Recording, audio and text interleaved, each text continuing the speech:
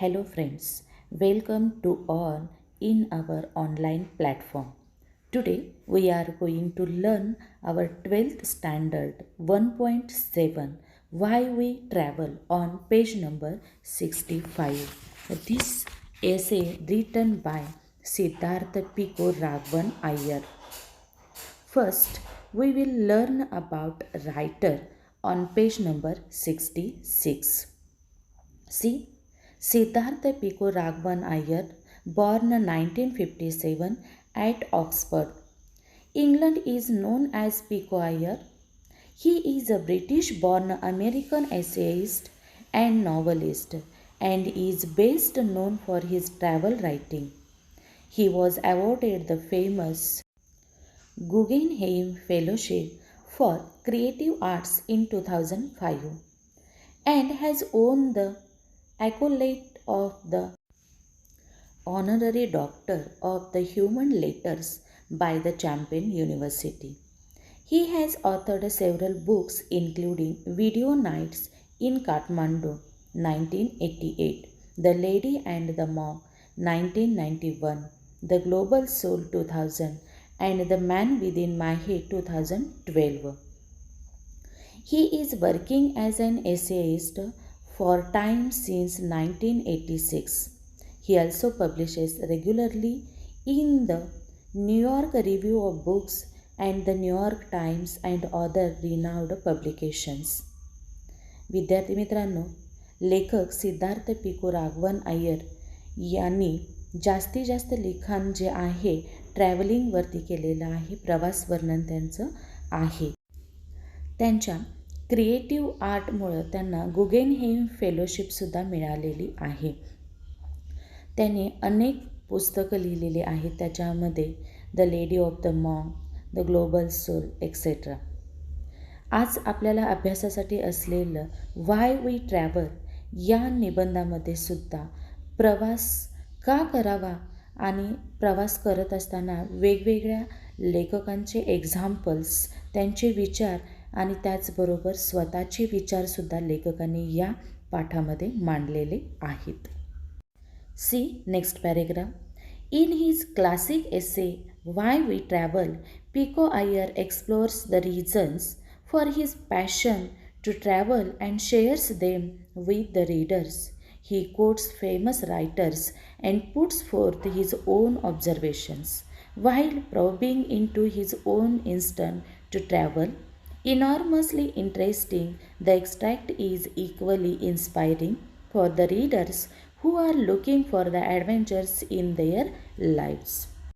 या व्हाय we travel या एसेमध्ये लेखकांनी रीडर्सला इन्स्पायरही केलेलं आहे. त्याचबरोबर जीवनामध्ये ॲडव्हेंचरस गोष्टी करण्यासाठी ट्रॅव्हलिंग आणि ट्रॅव्हलिंगमधून येणारा एक्सपिरियन्स खूप महत्त्वाचा आहे. एक नवीन आपल्याला दिशा जी आहे आपल्या जीवनाला देण्यासाठी प्रवास करणं आणि स्वतःला फ्रेश ठेवण्यासाठी ट्रॅव्हलिंग खूप महत्त्वाचं आहे, हे त्यांनी याच्यामध्ये दाखवून दिलेलं आहे. Let us we start our lesson why we travel on page number 66. First, I read our first paragraph on page number 66. We travel initially to lose ourselves, and we travel next to find ourselves. We travel to open our hearts and eyes and learn more about the world than our newspapers will accommodate. We travel to bring what little we can in our ignorance and knowledge to those parts of the globe whose riches are differently dispersed. And we travel in essence to become a young fools again, to slow time down and get taken in and fall in love once more. The beauty of this whole process was best described perhaps before people even took to frequent flying by George Santayana in his lapidary essay, The Philosophy of Travel. We need sometimes, the Harvard philosopher wrote, to escape into open solitudes, into the aimlessness, into the moral holiday of the running some pure hazards, in order to sharpen the edge of life, to taste the hardship, and to be compelled to work desperately for a moment at no matter what. या पहिल्याच पॅरेग्राफमध्ये तुम्हाला टेक्स्टबुकमध्ये डाव्या साईडला काही शब्दांचे अर्थ दिलेले आहेत, काही लेखकांची माहिती. आपण सुरुवातीला ज्यावेळेला लेखकाची इन्फॉर्मेशन बघितली त्यातच मी तुम्हाला सांगितलेलं होतं की लेखकांनी वेगवेगळ्या लेखकांची नावं दिलेली आहेत आणि त्यांना प्रवासाविषयी काय वाटतं हे आपल्याला या पूर्ण एसेमध्ये सांगितलेलं आहे. त्याच्यामध्ये रिचेस आर डिफरंटली डिस्प्रेस्ड हे एक शब्द दिलेला आहे आणि गेस द मिनिंग विचारलेला आहे. याच्यामध्ये आपल्यापेक्षा भिन्न प्रकारची व्यक्ती आणि भिन्न प्रकारची संस्कृती असलेले लोक जे आहेत ते आपल्याला प्रवासामध्ये पाहायला मिळतात. त्याच्यानंतर पहिला लेखक इथं आलेला आहे George Santayana. George Augustine Nicholas Ruiz de Santayana y Borras was a Spanish philosopher, essayist, poet and novelist. George Santayana ह्या स्पॅनिश लेखकाचं मत प्रवासाबद्दल काय आहे हे या पॅरेग्राफमध्ये दिलेलं आहे. त्याच्यानंतर पुढचा शब्द आलेला आहे लॅपिडरी. लॅपिडरीचा अर्थ होतो म्हणजे व्यवस्थित नेटकपणानं शैलीदारपणाने लिहिलेलं. सॉलिट्यूड्स म्हणजेच एकाकी. या पद्धतीचे शब्द जे आहेत ते तुम्हाला डाव्या साईडला दिलेले आहेत. त्याच्यानंतर रनिंग सम प्युअर हॅझार्ड्स म्हणजे गरज नसताना नको ते निरुपद्रवी अशा प्रकारचं साहस. एवढे शब्द जे आहेत या फर्स्ट पॅरेग्राफमध्ये आहेत. मग लेखक आपल्याला या फर्स्ट पॅरेग्राफमध्ये काय सांगतं? आपण प्रवास करतो ते सर्वप्रथम कशासाठी आपण तो प्रवास करतो? थकवा घालवण्यासाठी, स्वतःला विसरून आपण निसर्गाचा आनंद घेण्यासाठी प्रवास करतो. त्यानंतर दुसरं सांगितलेलं आहे आपण प्रवास करतो ते स्वतःला शोधण्यासाठी. आपण कुठं आहे, आपलं नॉलेज कुठं आहे हे आपण त्या प्रवासातून आपण शोधत असतो. त्याचबरोबर आपले डोळे उघडे ठेवणं आणि उघड्या डोळ्यांनी त्या ठिकाणी तो प्रवास करणं आणि त्या प्रवासातल्या गोष्टी ज्या आहेत त्या समजून घेणं. आपण वर्तमानपत्र वाचतो, पुस्तक वाचतो, पण जगाचं ज्ञान आपल्याला जे प्रवास करून मिळतं ते ज्ञान आपल्याला वर्तमानपत्रातून मिळत नाही. आपली संस्कृती आहे, जगामध्ये वेगवेगळ्या ठिकाणी असणारं ज्ञान जे आहे ते प्रवासातून मिळू शकतं. हा अनुभव जो आहे हा अनुभव प्रवासातून आपल्याला मिळतो.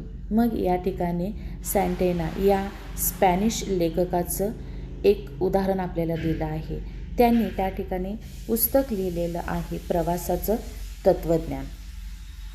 याच्यामध्ये द फिलॉसॉफी ऑफ ट्रॅव्हल या त्यांच्या पुस्तकामध्ये त्यांनी या निबंधामध्ये त्यांनी सांगितलेलं आहे की प्रवास करणं आणि प्रवासातून मिळणारा आनंद जो आहे ते जे सौंदर्य जे आहे अप्रतिम अशा प्रकारच्या सौंदर्याचा आपण अनुभव घेत असतो आणि हे त्यांनी त्यांच्या पुस्तकामध्ये वर्णन केलेलं आहे. मग पुढचं एक उदाहरण दिलेलं आहे हार्वर्ड फिलॉसॉफर म्हणलेलं आहे. त्याच्यानंतर दुसरं उदाहरण हार्वर्डचं आहे. हार्वर्ड काय म्हणतो? आपण एकांतवास अनुभवतो, एकटं राहतो.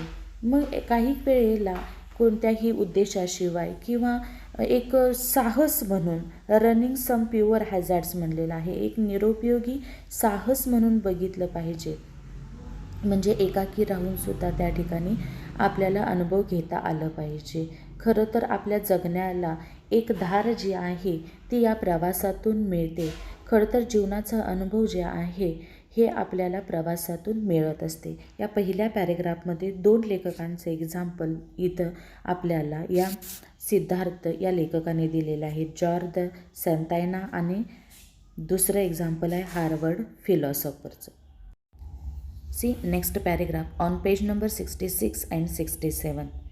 Few of us ever forget the connection between travel and travel. लेखक या ठिकाणी त्यांचा अनुभव सांगतात प्रवासाबद्दलचा. प्रवास आणि प्रवासामध्ये ट्रॅव्हल म्हणजे हार्ड टॉईल, कष्ट जे आहेत प्रवासामध्ये आपल्याला अनुभवायला येत असतात. Travel in that sense guides us towards a better balance of wisdom and compassion. प्रवास जो आहे आपल्याला प्रवास या ठिकाणी शहाणपण जे आहे आपलं विजडम अँड कम्पॅशन यांच्यामध्ये बॅलन्स करायला शिकवतं. Of seeing the world clearly and yet feeling it truly.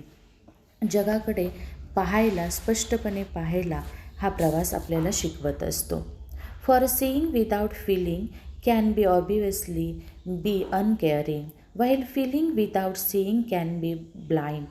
Yet for me, the first great joy of traveling is simply the luxury of leaving all my beliefs and certainties at home.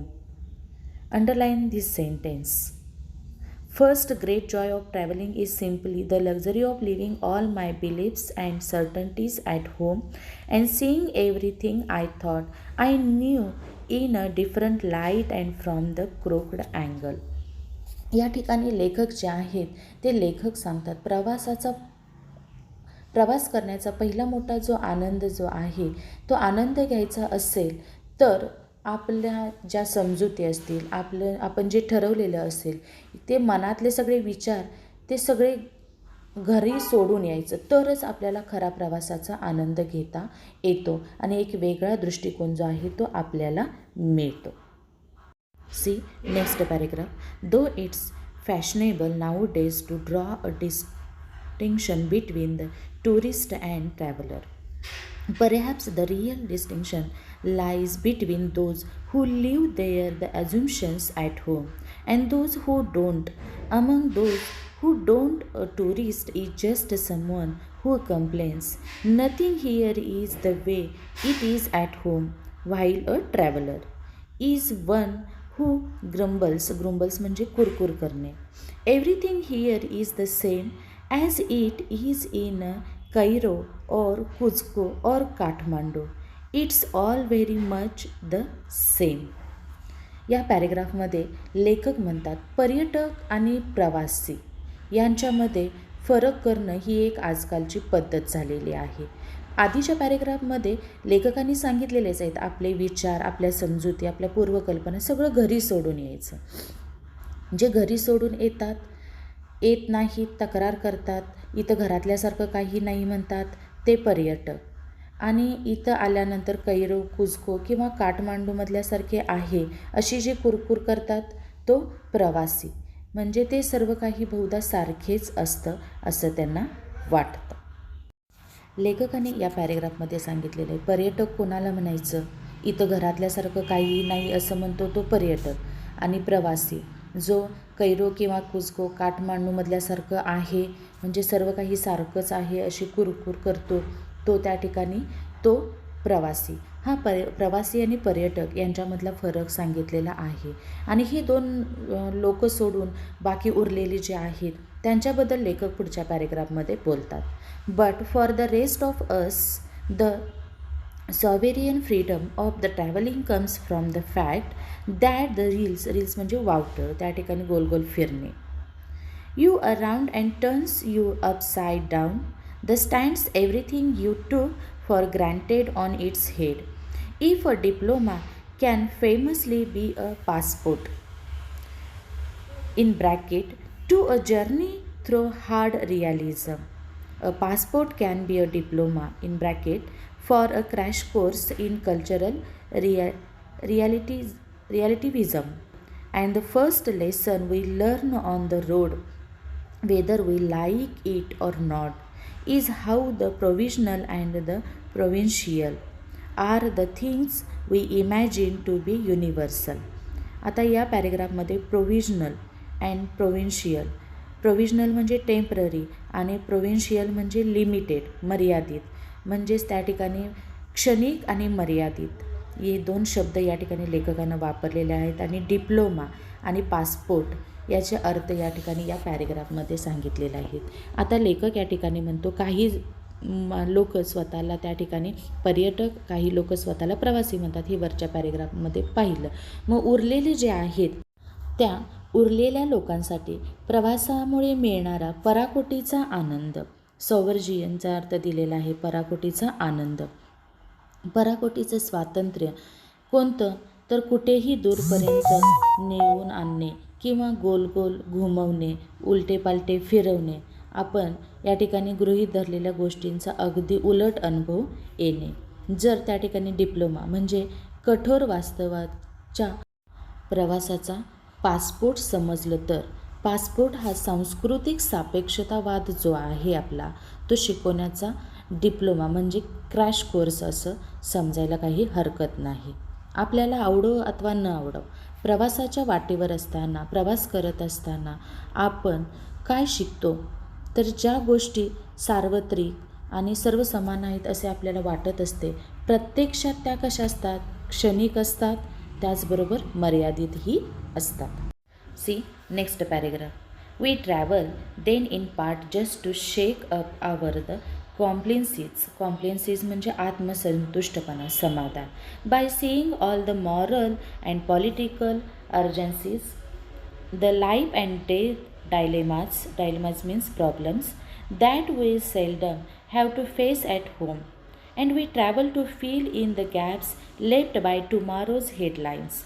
When you drive down the street of the Port-au-Prince, for example, where there is almost no paving, your notations of the internet and one world order grow usefully revised. Travel is the best way we have rescuing the humanity of places and saving them from the abstractions and ideology. ॲबस्ट्रॅक्शनचा अर्थ दिलेला आहे अस्तित्व नसलेलं.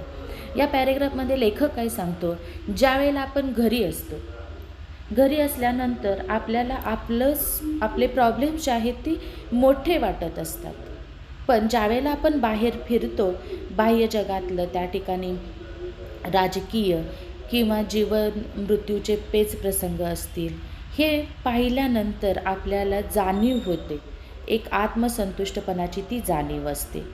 मग उद्याच्या त्या ठिकाणी अनेक गोष्टी ज्या आहेत त्या गोष्टी आपण कशा पद्धतीनं सॉल्व करायचा याचा अनुभव जो आहे तो अनुभव आपल्याला प्रवासातून मिळत असतो.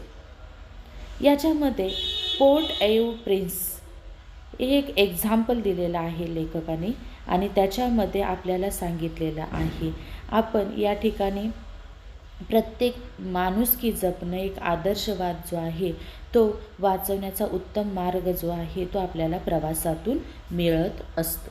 See next paragraph. And in the process we also get saved from abstractions ourselves. ॲबस्ट्रॅक्शनचा अर्थ दिलेला आहे आपल्याला त्या ठिकाणी something that exist only as an idea. अस्तित्व नसणे त्या ठिकाणी म्हणजे आपण भावनाशून्य किंवा काहीही नाही असं स्वतःला ज्यावेळेला एकटं राहतो त्यावेळेला समजत असतो. Come to see how much we can bring to the places we visit and how much we can become a kind of carrier pigeon म्हणजे कबूतर and and the federal express if you like in the transporting back and forth what every culture needs. आपण संस्कृतीवाहक कबूतर बनू शकतो जर आपण प्रवास केलो तर. ही गोष्ट आपण लक्षात घ्यायला हवी असं लेखकाने इथं आपल्याला सांगितलेलं आहे. Next on page number 68.